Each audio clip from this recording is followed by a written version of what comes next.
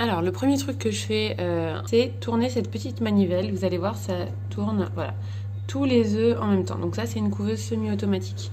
Donc je fais ça et ensuite je vérifie l'humidité, que ce soit bon, que j'ai pas besoin de rajouter d'eau. Et si c'est bon, après c'est bon, ça j'y touche plus jusqu'au soir où il faudra que je tourne la manivelle de l'autre côté et que je vérifie encore l'humidité.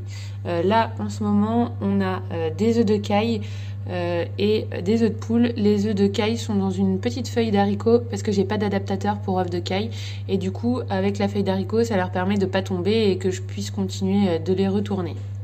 Donc aujourd'hui on a beaucoup de boulot. Le programme de la journée c'est de trier toute la moutarde que j'ai fait sécher. Donc je l'ai coupée ensuite, je l'ai mis dans ce drap. Donc j'ai tout ça à faire. Il faut aussi qu'on change tous les pondoirs. Donc là aujourd'hui il faut qu'on nettoie le petit enclos de la deuxième couvée de poussins. Donc ceux-là c'est les poussins couveuses, il y en a 6. La poule je sais pas ce qu'elle a, c'est pareil, elle a un problème. Je vais lui faire un petit traitement vinaigre de cidre et extrait de pépins de pamplemousse, mais du coup je sais pas comment je vais faire pour la faire boire sans que les poussins en boivent, enfin quoique peut-être que ça va pas leur faire de mal. Elle a un peu la diarrhée je trouve, et puis regardez là elle est vraiment pas bien, là, elle tient pas bien sur elle. Alors est-ce qu'elle est fatiguée, j'en sais rien. Donc va falloir qu'on gère ça. Ça rajoute encore quelque chose quoi. Là on a récupéré aussi tout ça, donc ça c'est des ruches d'un monsieur qui est décédé. Donc avec mon grand-père on a commencé à les nettoyer, mais bon c'est pas encore parfait. Là j'ai pas nettoyé ces deux, donc faut que je passe au chalumeau. C'était infesté de mites en fait, vous savez les mites qui mangent la cire, c'est pas les mêmes que les autres. Et du coup là ceux-là ils sont prêts.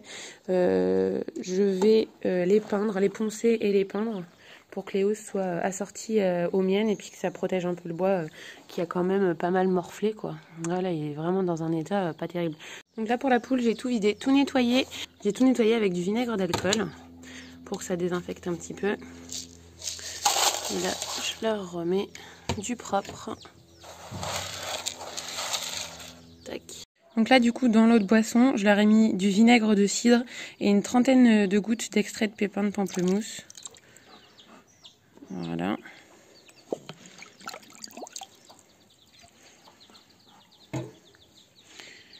Donc le vinaigre c'est plutôt pour tout ce qui va être vert et l'extrait de pépins de pamplemousse ça va être c'est un antibiotique en fait naturel, donc ça va être pour tout si elle a une infection, une maladie, etc.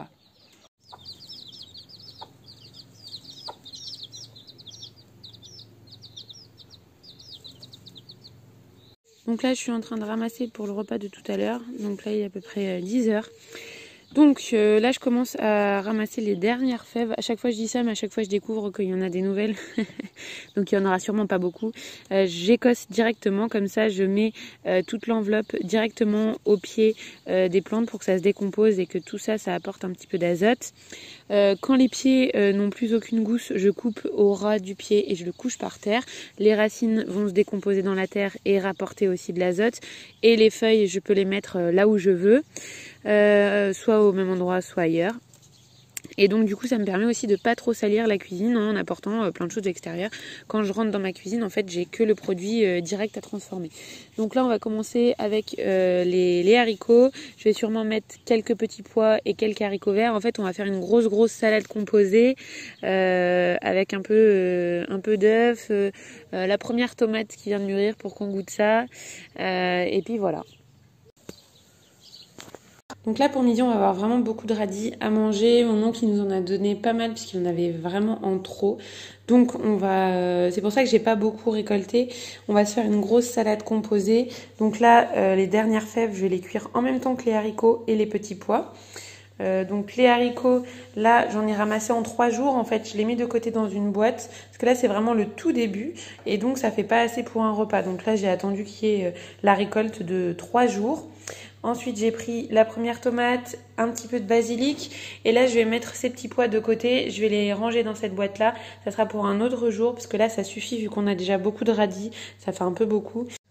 Donc ce matin, le monsieur de la ruche qui dit oui, il est venu nous apporter, donc là toutes les 2 semaines en fait, on a du fromage de chèvre d'une productrice du coin. Donc j'en prends à chaque fois 4 ou 5.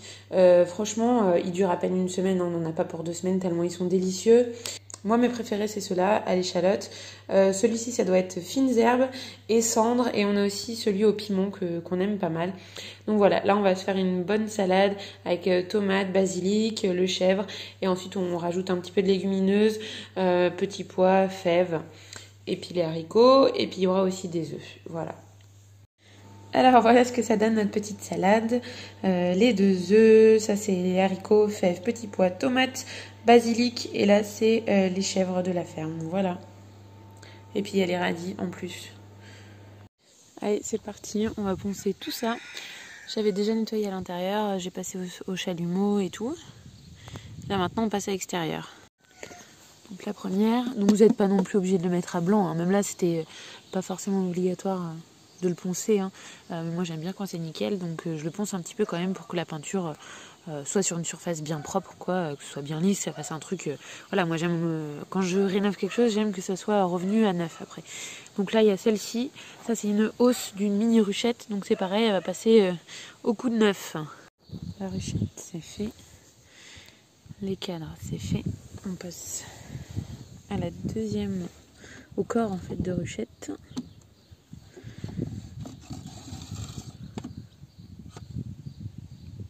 Là, sachant qu'on les a déjà pré-nettoyés avec mon grand-père, hein, donc il faut voir dans l'état que c'était. C'était complètement contaminé par les mites. Donc voilà en fait l'état de base. Je passe un coup de P40 et après je fais du P180 pour que ce soit doux.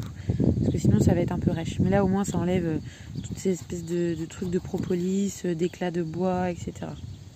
Et là l'état de surface, il est parfait, il est doux. Je pourrais caresser ma joue dessus. Tellement que c'est doux. C'est tout doux, tout doux, tout doux. Et là, quand vous peignez ça, c'est absolument nickel. Le truc, il ressort comme neuf. Même s'il reste un peu de peinture noire, ça, c'est pas grave, ça se verra pas. Là, vous dépoussiérez bien avec un petit chiffon. Donc moi, je suis toujours impatiente de peindre. Donc maintenant, je fais attention de bien le faire. Mais avant, je me souviens, quand on avait repeint le salon, la professionnelle qui faisait le plafond, nous, en même temps, on faisait les murs. Et quand elle me regardait faire, elle rigolait parce que je ponçais. Je passais pas le coup de balai par terre pour enlever la poussière et tout. Je repeignais direct, moi. Donc là, bon, j'essaye de prendre des bonnes habitudes pour faire des trucs propres. Donc une fois que vous avez poncé, vous essuyez bien pour enlever la poussière. Parce que sinon, après, ça va se retrouver dans la peinture. Et c'est pour ça, en fait, que la peinture, elle va craqueler ou durer moins longtemps. Donc là, comme ça, vous faites un travail bien propre. Donc là, les peintures, c'est toujours les mêmes. Hein. Je vous ai dit, je les avais pris chez Naturapi. Celle-là, on va la faire verte claire ou on va la faire bleue, je pense. Bleue. Donc là, pareil, je vais poncer la grille d'entrée pour qu'elle redevienne comme neuve. Là, j'ai commencé de ce côté. Parce que moi, j'aime pas quand ça fait comme ça. Je trouve que ça fait dégueulasse. Là, je suis passée en P120 sur la droite.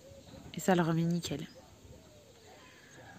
Donc voilà, là, j'ai fini de peindre. J'ai remis la petite grille qui est propre. J'ai pas peint la planche d'envol, par contre. Ensuite, là... Donc il y a le corps de ruche qui est rempli de cadres et la hausse, j'ai poncé les cadres aussi pour qu'ils soient un peu plus propres. Parce qu'ils étaient vraiment très noircis, c'était pas joli. Et ensuite j'ai essayé de nettoyer un peu le nourrisseur, mais je sais pas si c'est vraiment le nourrisseur qui va là. Je sais pas, on verra. Parce qu'en fait il y a des fentes de chaque côté. Donc je trouve ça bizarre parce que du coup les abeilles elles peuvent passer là. Voilà, et j'ai poncé le toit aussi, qui était vraiment taché quoi et un peu rouillé.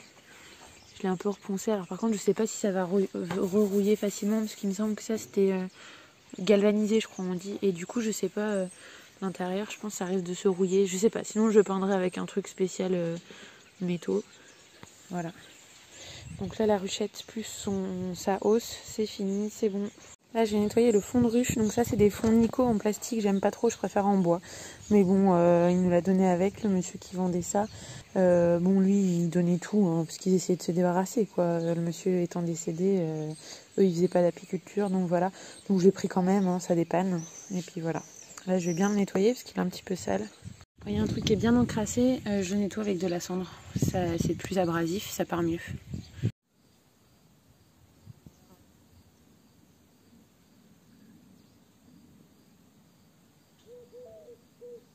Le petit canard qui nous fait coucou à la barrière.